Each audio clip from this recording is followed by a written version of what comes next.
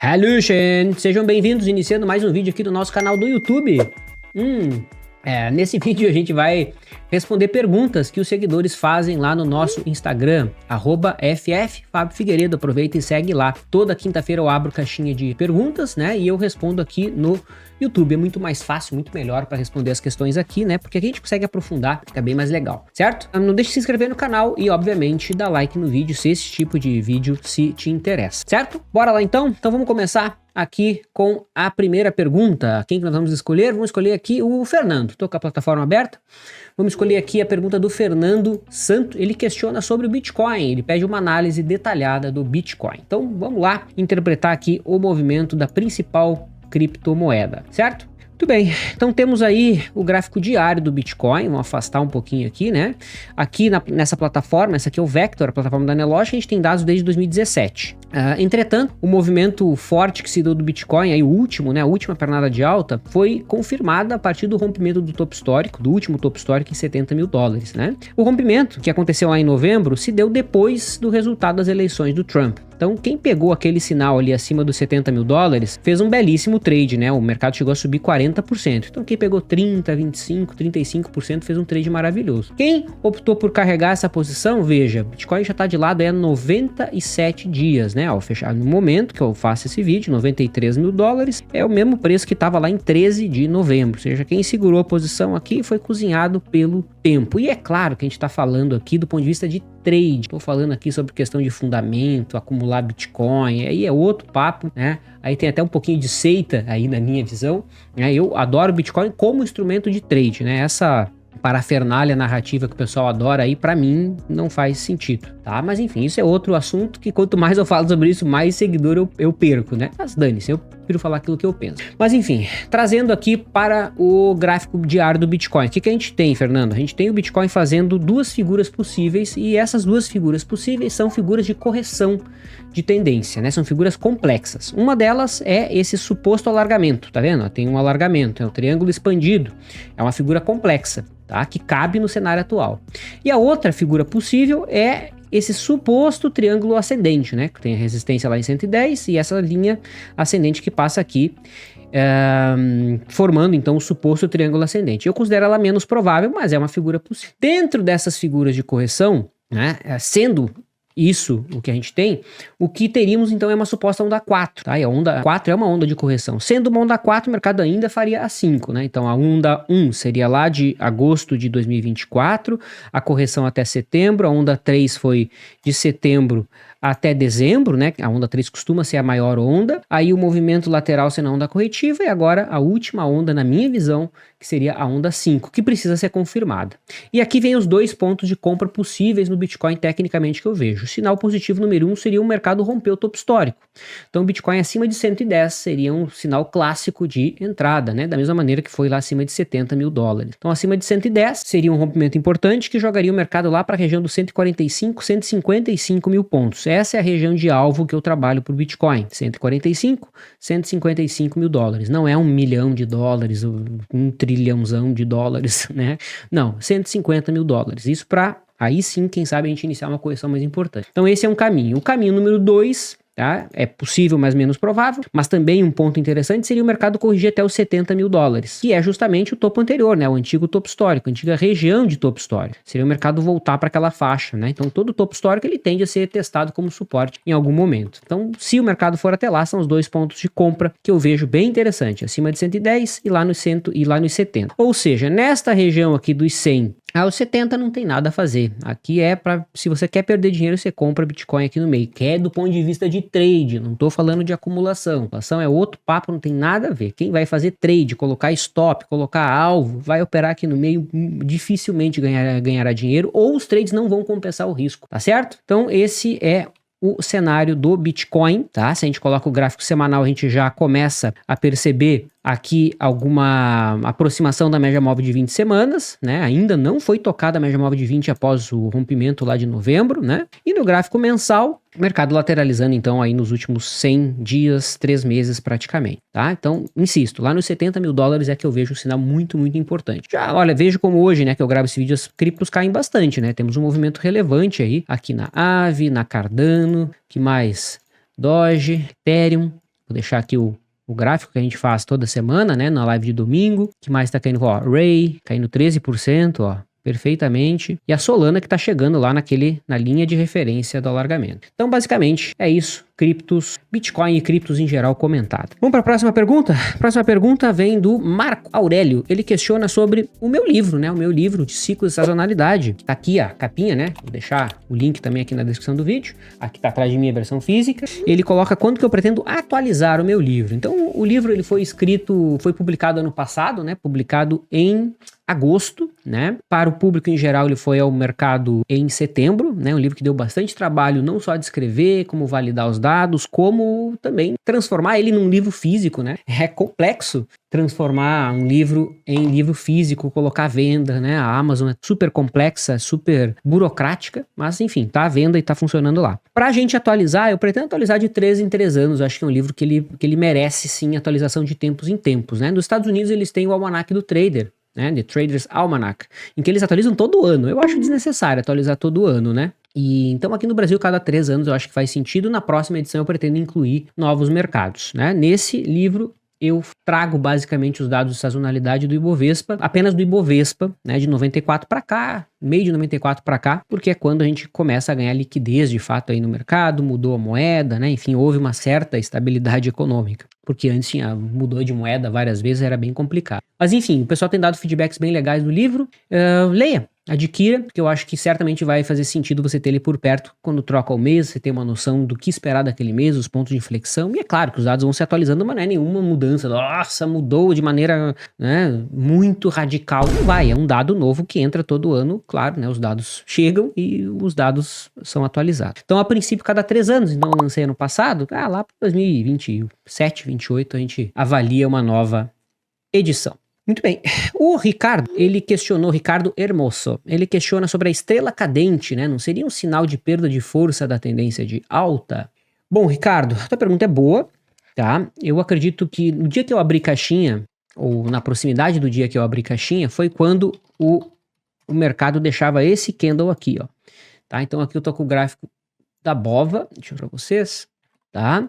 E aí ontem, né, a gente deixou esse doji, né, um candle de dúvida, né, doji libelo, é o nome técnico dele, dentro de uma tendência de alta. Então a pergunta do Ricardo foi, esse tipo de sinal, né, estrela cadente, não mostra que a tendência está perdendo força? A resposta é não, Ricardo, não, pois é. Um candle não mostra que tendência está perdendo força. Sabia disso? Um candle isolado não mostra que a tendência está perdendo força. Tá?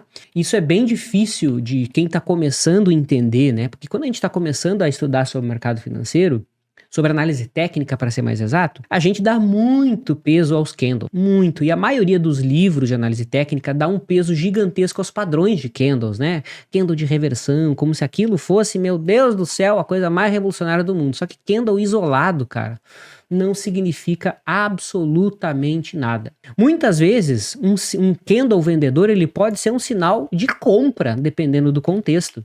Pois é, essa palavra é a palavra-chave, é o famoso contexto. Então, por exemplo, aqui na BOVA, o que mudaria essa tendência, né? O mercado está já trabalhando dentro de uma tendência de alta, né? Deixa eu pegar aqui uma layout novo aqui, né? Vamos pegar aqui um layout novo. Então, por exemplo, a gente já tem a BOVA fazendo o que nós chamamos aqui de zigue-zagues ascendentes, certo? Então, o que sinalizaria aqui o enfraquecimento dessa tendência? Então, de novo, não é o candle isolado. Primeiro sinal, o mercado rompeu resistência, não rompeu? Rompeu nesta barra aqui. O primeiro sinal de enfraquecimento da tendência seria o mercado voltar para baixo da resistência rompida, correto? Ou seja, se o mercado voltasse aqui para dentro da resistência rompida, esse seria o sinal número 1 de que a tendência está perdendo força, de que ela não se consolidou. Tá? Então o mercado rompe, como rompeu aqui, ó. Rompeu aqui o topo anterior. Esse candle vendedor, ele enfraqueceu a reversão de tendência? Não enfraqueceu, certo? Ele teria enfraquecido se o mercado tivesse voltado para baixo aqui dessa região da resistência rompida. Não esquecendo que resistência é sempre uma região de preço, nunca é um preço isolado, certo? Então esse é o sinal número 1. Resistência rompida não ser respeitada como suporte. Esse é um sinal de fraqueza. O mercado vir e fazer isso aqui, ó, normal, cara. Totalmente, ou seja, cair até aqui topo anterior e voltar a subir, normal. Agora, entrar aqui e fechar aqui dentro, aí incomoda. Próximo sinal, além de não respeitar a resistência rompida, o próximo sinal é o mercado fechar abaixo da mínima do candle que rompeu. Então, por exemplo, a mínima do candle que rompeu foi aqui, né? Se o mercado fecha abaixo dessa mínima, opa, péssimo sinal. Não é um sinal bom. Quando o mercado fecha abaixo da mínima de um candle grande. Perceba, a abertura de barra grande tende a ser um suporte de curtíssimo prazo. Olha aqui, ó. Se fecha abaixo, aí a sinalização daquela barra grande ela é completamente... ela some, ela deixa de existir, tá? Então, número 1, o rompimento da mínima do candle que rompeu. Esse sim é um sinal também de enfraquecimento da tendência. E perceba, a tendência não virou.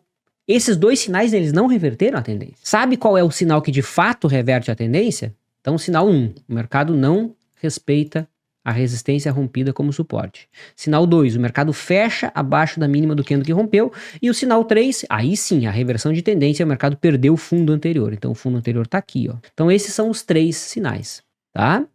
Esses são os 3 sinais. Esquece candle, cara. Ah, então aqui o sinal 1, aqui o sinal 2...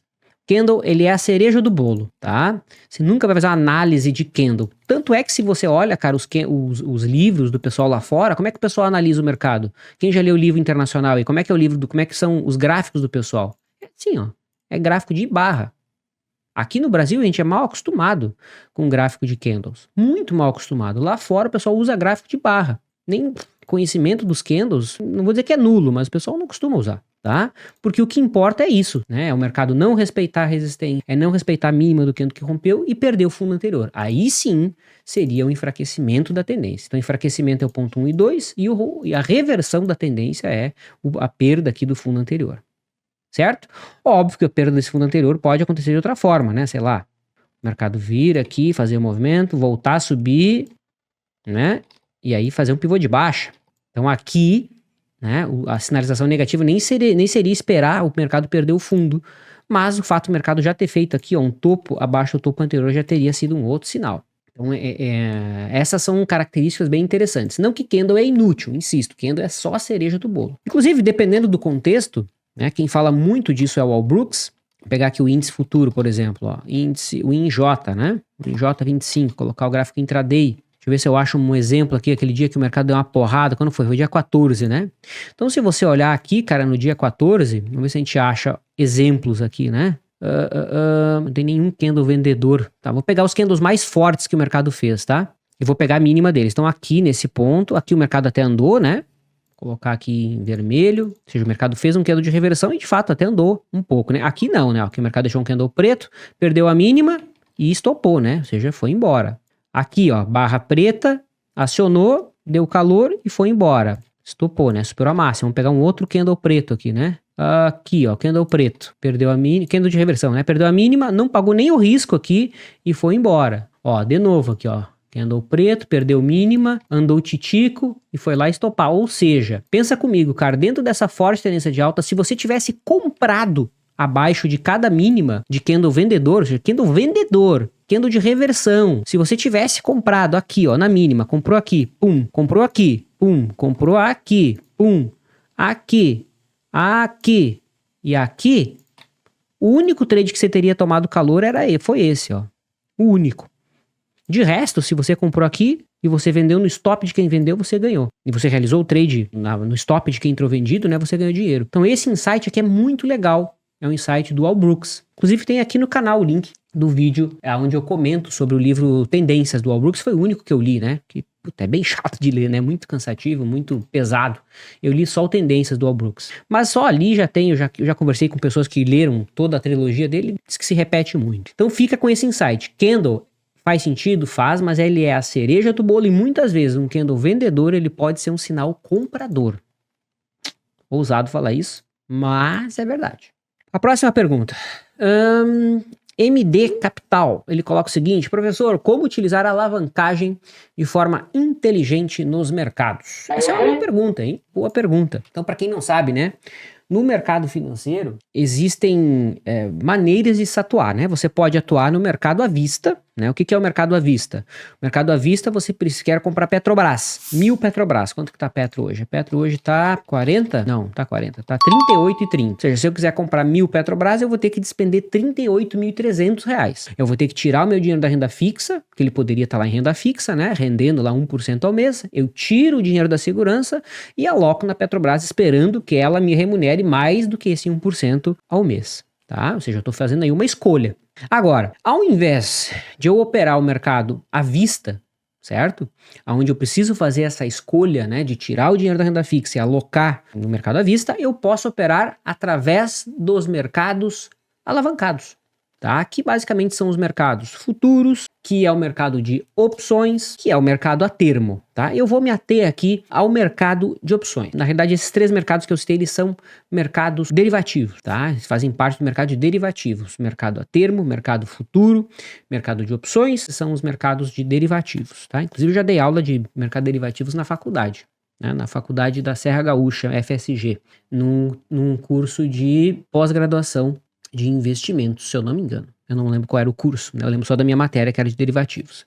Enfim, qual é uma maneira inteligente de você se expor aos mercados, se beneficiando da alavancagem de maneira inteligente? Seria você deixar a maior parte do seu capital em renda fixa, sendo remunerado pela taxa de juros vigente. Hoje nós temos uma Selic bastante alta, né? Podendo subir até os 15%, essa é a expectativa do mercado, inclusive, ao ano. E usar uma pequena parte do seu capital para operar esses mercados alavancados, tá? Então, por exemplo, vamos tomar aqui como exemplo só para você ter uma ideia de como isso seria feito na prática. Então, deixa eu compartilhar aqui a minha tela. Aqui eu tenho a plataforma da Oplep, que é uma plataforma parceira do Vlad, onde eu monitoro as opções. Então, vamos pegar aquele exemplo da Petrobras. Petrobras, vou até abrir outra aba aqui, né? Então, beleza. Então, a Petro, o que que acontece? Se eu precisar comprar 1.000 Petrobras, ó, quanto que eu vou gastar? Eu vou ter que tirar da renda fixa R$ 3.362. De acordo? Estão vendo aqui, ó? Eu vou ter que tirar esse dinheiro da renda fixa, né? Eu vou ter que deixar de ganhar esse dinheiro tranquilo da renda fixa e colocar em bolsa. Maravilha. Qual que seria a outra alternativa? Então, olha esse gráfico aqui. O que quer dizer esse gráfico aqui? O gráfico de payoff. O que ele quer dizer? Ele quer dizer o seguinte: estou comprado em Petro. Como é que eu ganho dinheiro? Se subir, a linha preta, quanto mais subir eu ganho. Se cair, quanto mais cair, mais eu perco. Claro, estou comprado em papel, né? Então, olha que coisa interessante. Ao invés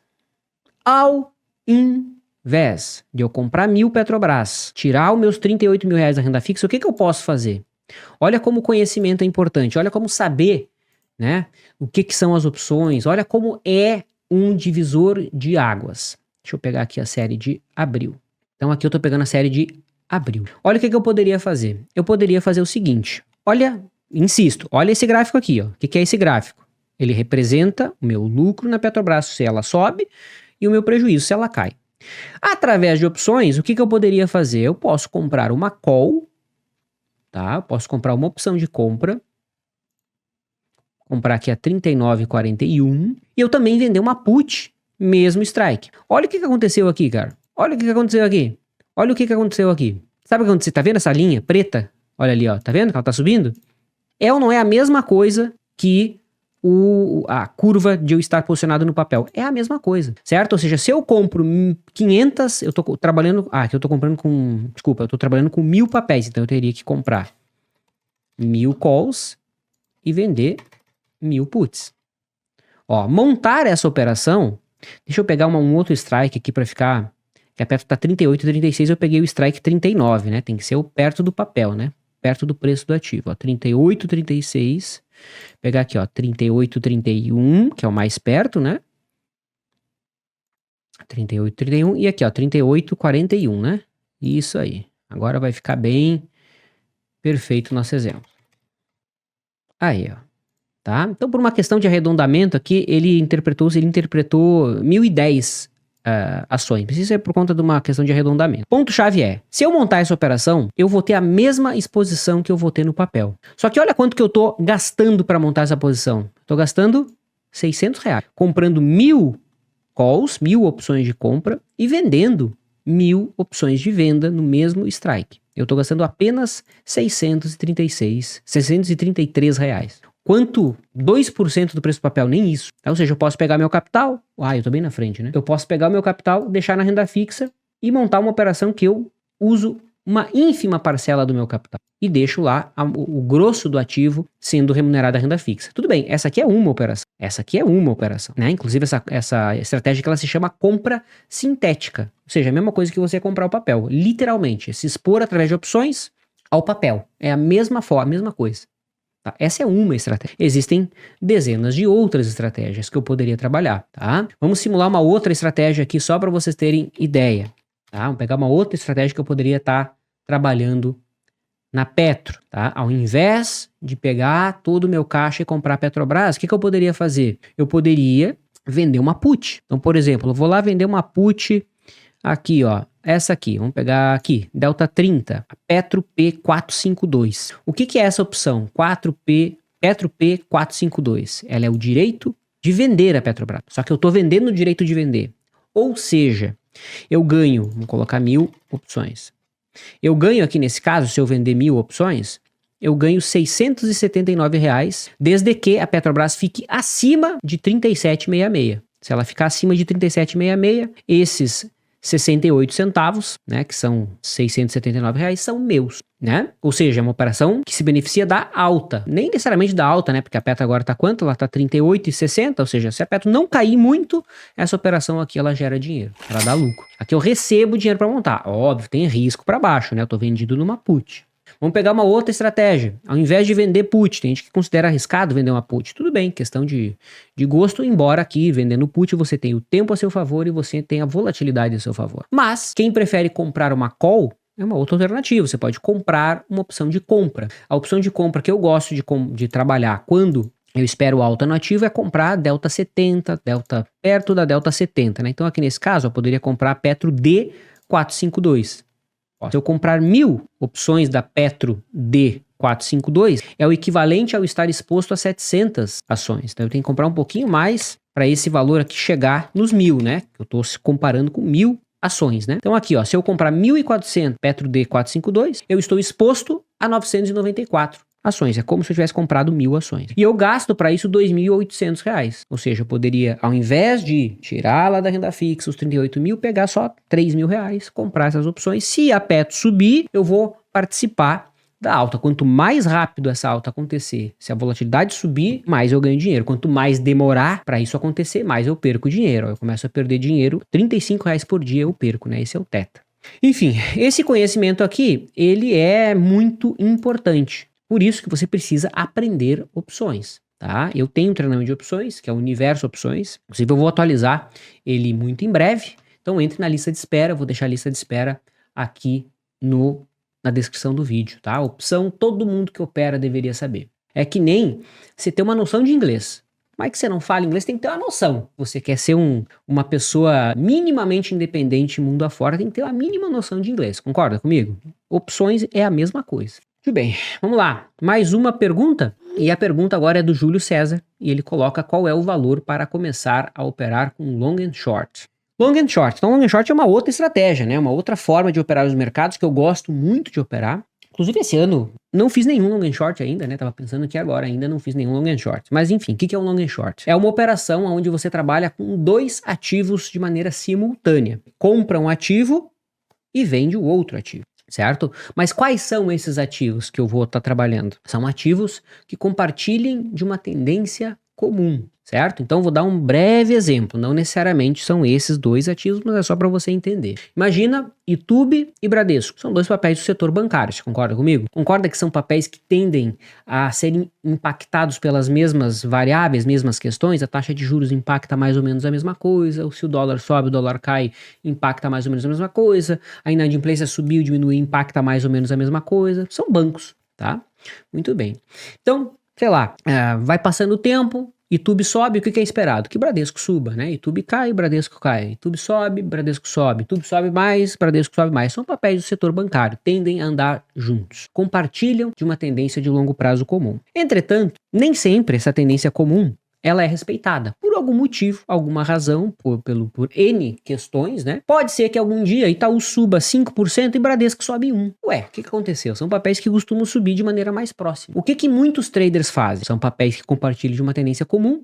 Um subiu muito mais do que o outro. O que o cara faz? Ele vende aquele papel que subiu demais e compra aquele papel que não subiu. Ou seja, ele monta uma operação que a gente chama de beta neutro. O que é uma operação beta neutro? Significa que não importa para o lado que o mercado se mova, você não está exposto ao risco do mercado. O que é o mercado? Se o Ibovespa subir 10%, se o Ibovespa cair 10%, esses papéis vão ser impactados mais ou menos da mesma forma. Por isso que é uma operação beta neutro. Como que se ganha dinheiro no long and short se eu estou vendendo um ativo e comprando outro, né? Do mesmo setor, são impactados pelas mesmas variáveis. Eu vou ganhar dinheiro se essa diferença entre os dois ativos voltar para a média. Se Itaú que subiu demais cair, né, e voltar a se aproximar de Bradesco, ou se Bradesco subir muito mais do que Itaú nos próximos dias. Essa é uma operação absolutamente interessante. Eu gosto muito e é o long and short que eu utilizo para operar retorno à média. Então, trade de retorno à média de maneira direcional eu não faço mais, já faz uns 3 anos. Vou dizer que não faço.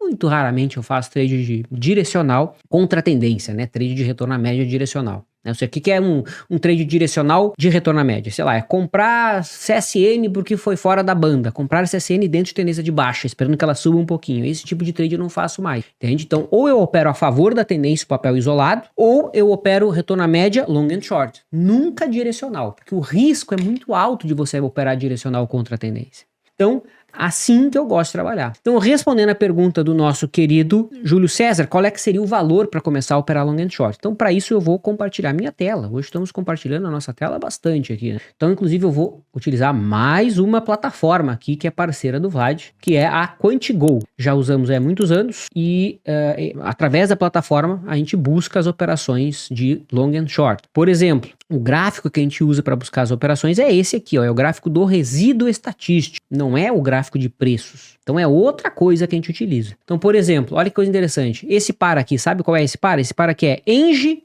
contra Itube. Engie, o que tem a ver Engie, que é do setor de energia, com Itube? Pois é. Quando eu opero long and short, eu não preciso que sejam papéis do mesmo setor. Não é obrigatório. Pode ser papéis, sim, de setores diferentes, desde que compartilhem de uma tendência comum. Ou seja, esse gráfico aqui me mostra o seguinte, ó, que aqui em cima, Engie estava muito mais caro que Itube. Depois, aqui embaixo, Itube fica mais barata que Engie, né? Quer dizer, ao contrário, Engie fica mais barata que Itube. Lá em cima, Engie fica mais cara que Itube. Aqui embaixo, Engie fica mais barata que Itube.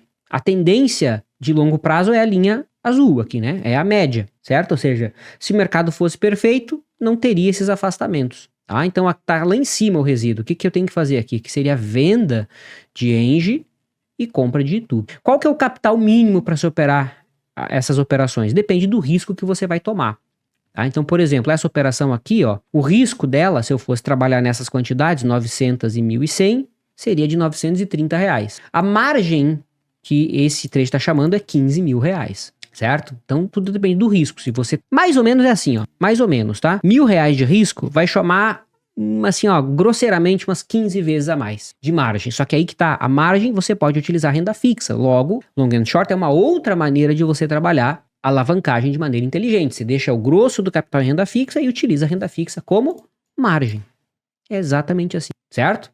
Então, obviamente que a margem ela vai depender do par que você está trabalhando. Olha aqui, ó, Vivit contra TIMP, tá chamando 18 mil de margem, para o mesmo risco. Eu trabalho com o mesmo risco em cada par. Olha esse outro par aqui, ó, esse aqui é um par que eu não gosto de trabalhar. Elet 6 e Elet 3, ou seja, é ação ON e ação PN, né? Ou seja, preferenciais e ordinárias. Olha quanto de margem tá chamando. Para R$1.000 de risco.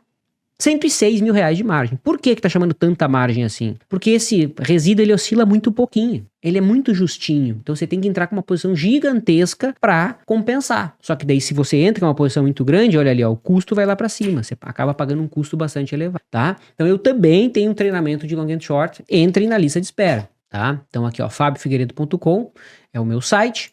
Lá você vai ter as listas de espera dos meus treinamentos, tá? Então tem lá a lista de espera do long and short e a lista de espera do universo opções. Operar long and short para quem tem... Aqui eu acho que precisa de um capital maior para operar, tá? Um capital maior. Que eu dei a resposta pro Júlio, qual que é o capital para começar com long and short? É aproximadamente 15 vezes o que você aceita perder. Se aceita perder R$1.000, precisaria de uns 15 mil aproximadamente de margem. Lembrando que você pode usar renda fixa, então não é capital novo, né? Não só renda fixa, você pode utilizar ações, você pode utilizar outras ações, tá? Então entre aí na lista de espera tanto do inverso opções quanto do mestre do long and short. Em breve vai ter novidades na realidade em relação ao long and short, mas hoje eu não posso falar muita coisa. Fechou? Então é isso, tá? Essas foram as perguntas da semana. Enviem suas perguntas lá no nosso Instagram, @FFFabioFigueiredo, e é basicamente isso. Façam ótimas perguntas pra gente aprofundar, porque essa é a graça de responder aqui no YouTube. Abraço, tchau.